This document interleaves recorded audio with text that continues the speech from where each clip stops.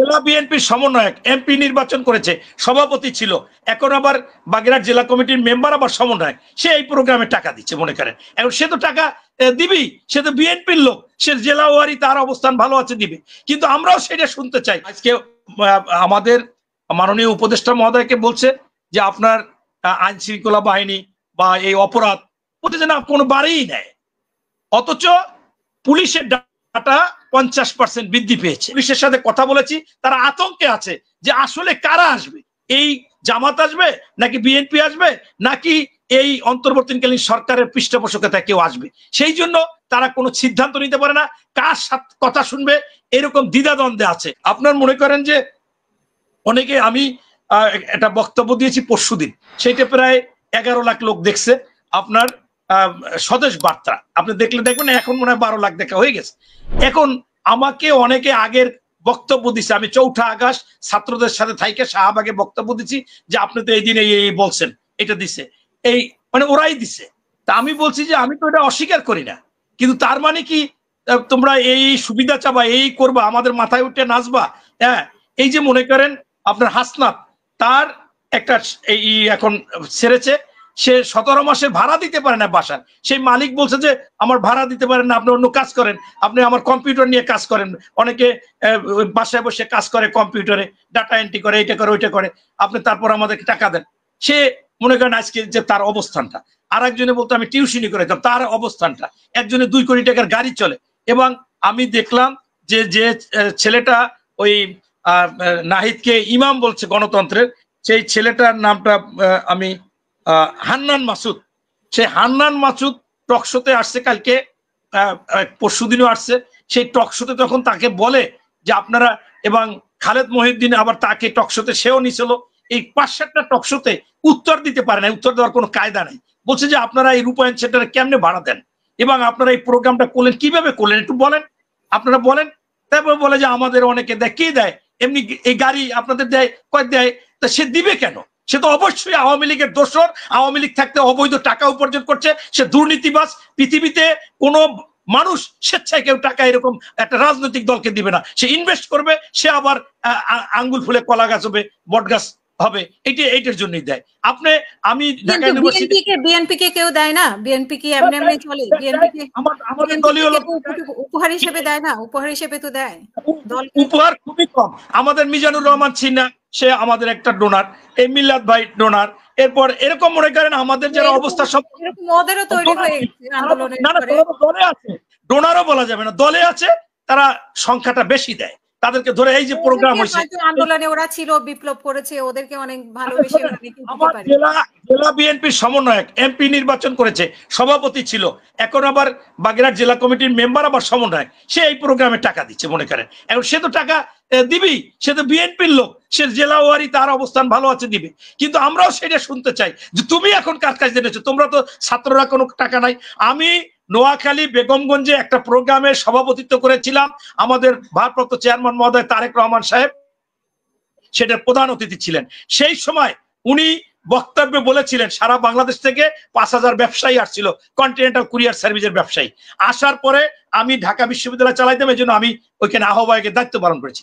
সেখানে বলেছিল একমাত্র ছাত্র ছাড়া আপনাদের মাধ্যমে বলবো, বিএনপি যারা করবে প্রত্যেককে বলবেন কোনো না কোনো কাজ করতে, যদি কাজ না করে সে তো দালালি করবে, সে তো মাস্তানি করবে, সে চাঁদাবাজি করবে, সে দখলবাজি করবে। ছাত্ররা যেহেতু ছাত্রত্ব, তারা ছাত্রত্ব থাকবে, ছাত্রর পরে তারা কর্মসংস্থানে ঢুকে যদি রাজনীতি করার সুযোগ হয় রাজনীতি করবে, নতুবা তারা সে সরকারি চাকরি করবে, এটা করবে ওইটা করবে। এইটাই তো হওয়া উচিত। কিন্তু আজকে যেটা আপনি বলতেছেন, এইটা আমি যখন একটা গাড়ি দেব, আমি টাকা দেব কেন? আমি অবৈধভাবে থাকার জন্য।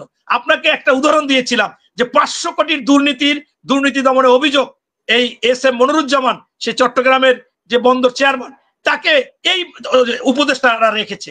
আপনি কি দেখেননি যে কতগুলো টকশোতে এসে অনেকে বলেছে যে এই উপদেষ্টা এবং এই যারা সমন্বয় কিছু, তারা একেবারে তদবির বাণিজ্য করতেছে এবং নাম দিয়ে বলতেছে মিরপুরে একজন, বনশ্রীতে একজন, এমনকি সাংবাদিক ইলিয়াস 5 জনের ছবি দিয়ে তিনি বলেছে আমার কাছে প্রত্যেকটা রেকর্ড আছে, আমি চ্যালেঞ্জ করলাম এই 2 জন দিচ্ছে উপদেষ্টার ছবি, একজন নাহিদ আর একজন আসিফ মাহমুদ, আর দিছে হাসনাত, সারজিদ আর একটা মেয়েটাও কমিটিতে আছে।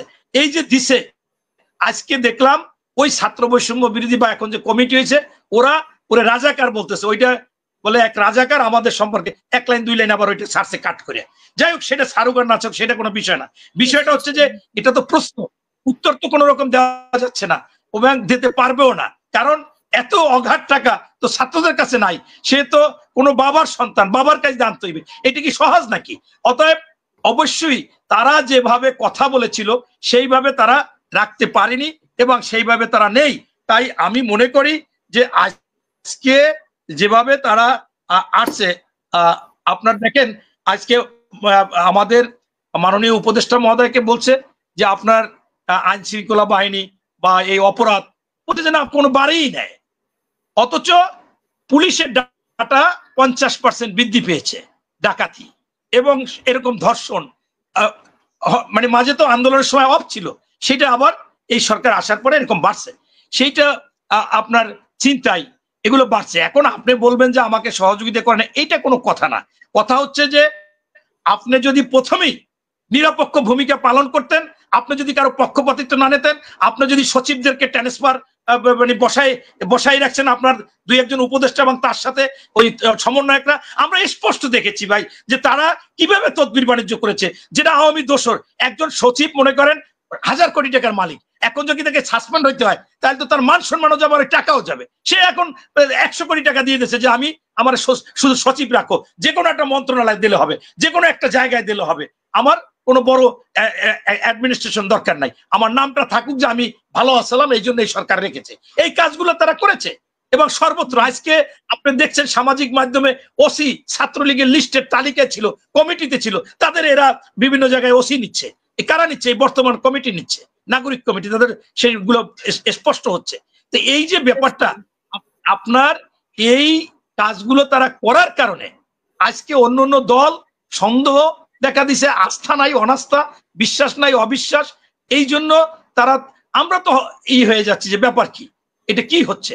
এবং সর্বশেষ আপনাকে বলি, বাংলাদেশে আইন শৃঙ্খলার অবনতি হচ্ছে এই জন্যই যে এই অন্তর্বর্তীকালীন সরকার কোনো সিদ্ধান্ত নিতে পারেনি তারা কি এই জাতীয় নাগরিক পার্টিকে এস্টাবলিশ করবে নাকি জেনুইন নির্বাচন দেবে, সেই নির্বাচনে কি জামাত আসবে নাকি বিএনপি আসবে। আপনাকে আরো একবার বলেছিলাম, আমি অনেক পুলিশের সাথে কথা বলেছি, তারা আতঙ্কে আছে যে আসলে কারা আসবে, এই জামাত আসবে নাকি বিএনপি আসবে নাকি এই অন্তর্বর্তীকালীন সরকারের পৃষ্ঠপোষকতায় কেউ আসবে।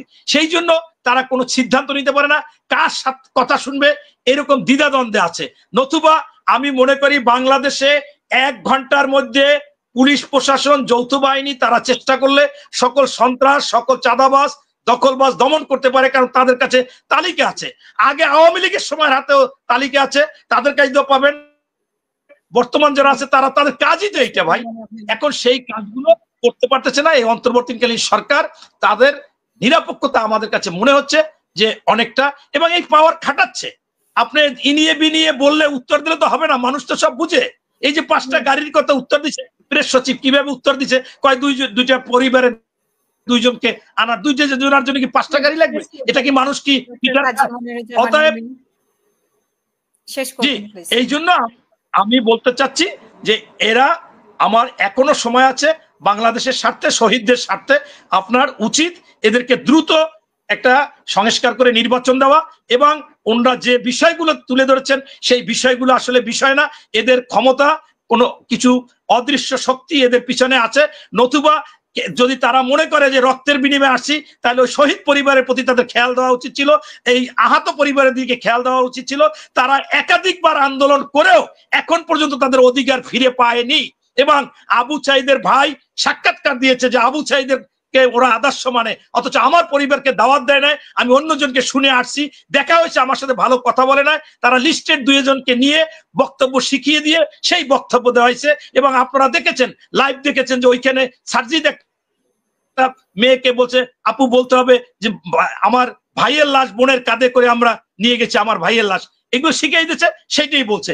এইটা তো কথা না, কথা হচ্ছে শহীদ পরিবারের মতো কথা বলবে, তাদেরকে আরো মূল্যায়ন করা উচিত ছিল। এবং এই যারা এখনো আহত, চিকিৎসা হচ্ছে না, তাদের প্রতি কিন্তু খেয়াল নাই, এরা এদের চিন্তা ভাবনা লয়ে ব্যস্ত। তাই আমি মনে করি যে দল হয়েছে ভালো হয়েছে, কিন্তু সরকার সকলের প্রতি নিরপেক্ষ ভূমিকা নিক এবং কোনো সরকারি সুবিধা দিবে না, পৃষ্ঠপোষকতা করবে না, তাদের কথায় বদলি ট্রান্সফার করবে না, কাউকে কোথাও রাখবে না। এইগুলো থেকে বের হয়ে আসতে হবে। তাহলে বাংলাদেশে আরো আপনার এই চিন্তায় রাহাজানি ডাকাতি সবগুলো কমে আসবে। ধন্যবাদ।